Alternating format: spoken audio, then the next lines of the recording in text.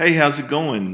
This is Larry Montgomery and Anna Eastman here at the Go International office. We want to take just a moment and walk you through applying for a mission trip with Go International. First, you would go to our website at gointernational.org, and then here under this tab, you can click for our mission trips, and you want to go where. And so when you go to the Go Where page, it's going to bring up this map, and you're going to select the location of where your trip is. And Anna is going to be applying for our Alivos May 2017 trip. So we'll click on that. Scroll down, you're going to see the description, the team leader, the cost of the trip, some other considerations here. And then to apply for the trip, you simply go to right here where it says Apply Online and click there. You're going to see this screen come up, and it talks about your Managed Missions account. Managed Missions is the online application that we use to take applications, but also to manage our all of our teams. And so you'll hear a lot more about this in a few minutes. But if it's your first time applying, you obviously want to click I don't have a Managed Missions login. If you do have a Managed Missions login, you would either click I know it or I don't know it, according to whether you remember it or not. Most of the time it's your email address and a password of your choosing. If you have problems with that, you can call the Go office. But if it's your first time applying, you simply want to click I don't have a Managed Missions login. So when you click there, it's going to ask for your email address. Anna's going to be applying, so Anna's going to enter in her email address. And push Send Email.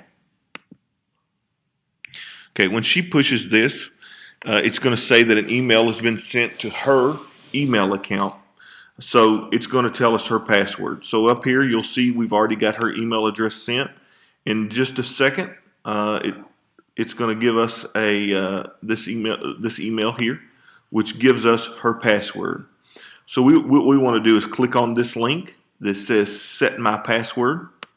So when we click that, as you see, it opens up a new email. Anna will be setting her email address password, or her account password for this account.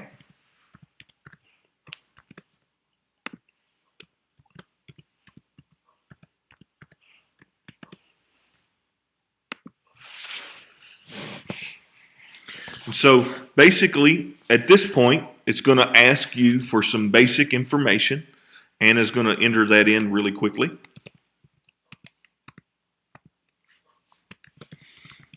We ask that you enter in your official names and put under your nickname what people, if for example, if your name is Robert and you prefer people to call you Bob, you would enter that under the nickname. But we want you to use your official names as the best you can, so that as we're completing documents for you, it is done correctly.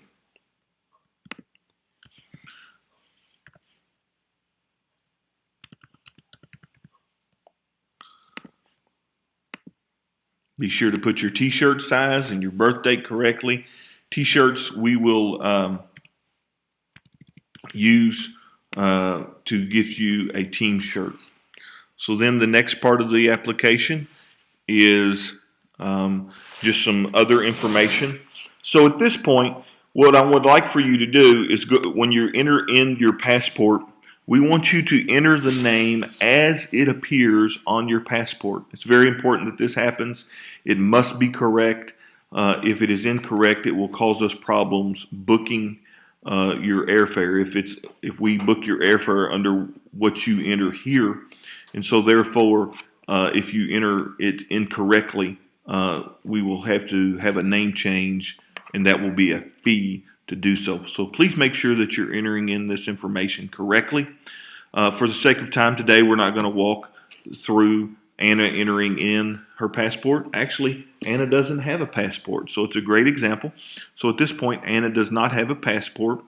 She would just skip that at this point. You can go ahead, and most of you will know what your name will be on your passport, on your application. So for example, Anna's taken her maiden name as her middle name now, so hers would be Anna Linton Eastman. And so she knows that, so as she's applying for her passport, she knows that's her name. So we would ask that you go ahead and put that on there because you're aware of that. And so then you would put your primary emergency contacts and then their relationship to you. Be sure to put a good phone number. We prefer to have something that we would get a hold of someone in the case of an emergency. Also a good email address. So you want to list any health concerns. These are allergies, things that would make us aware of your health situation. For example, if you must eat gluten-free, or if you're required to by your doctor, then we want you to list that here. Or if you have any other health concerns, dietary restrictions, allergies, please list your medication. All of those things are very important in the worst-case scenario that could possibly happen on the field. Since 1968, we've really not had to use that very much at all, but we do want to have that on hand. At any point in your application, you can simply push save, and it will hold the application, and you can log back on and finish the application at a time when you see fit. But for the sake of this video, I'm just going to click next.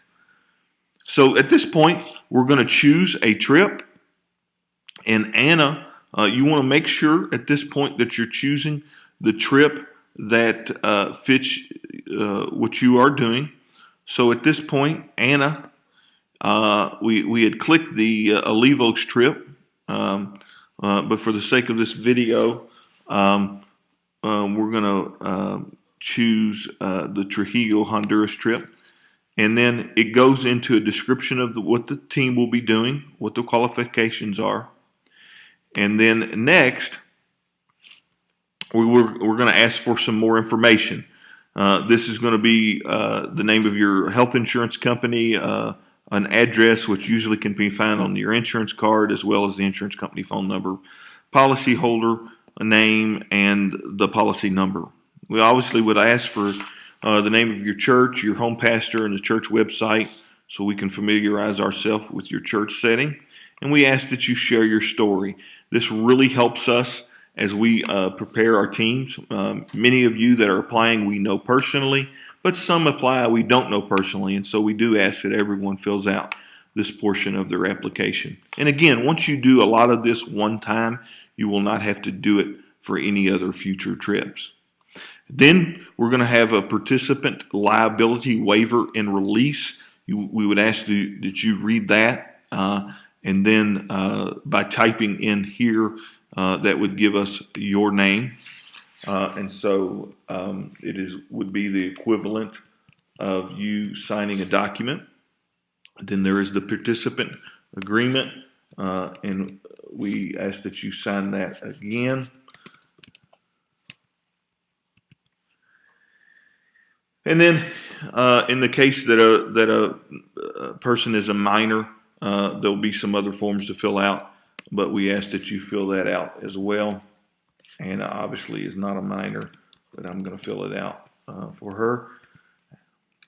And then you would list the person, how you found out about Go. That could be through your church, through your pastor, through one of our team leaders, or through someone who's participated in one of our trips before. So we'll push. So at this point, it's going to ask for your payment information, and this would be just like you are paying for something online. Our totally secure website here will protect all of your information, and none of this information is kept on file. But the amount, registration amount for our teams is $150. So once you submit your application, you are there. So thank you very much. Again, if you have ever have any questions about applying for a trip, you can feel free to call the Go International office, and Anna or myself will be glad to help you. Thank you very much, and have a great day.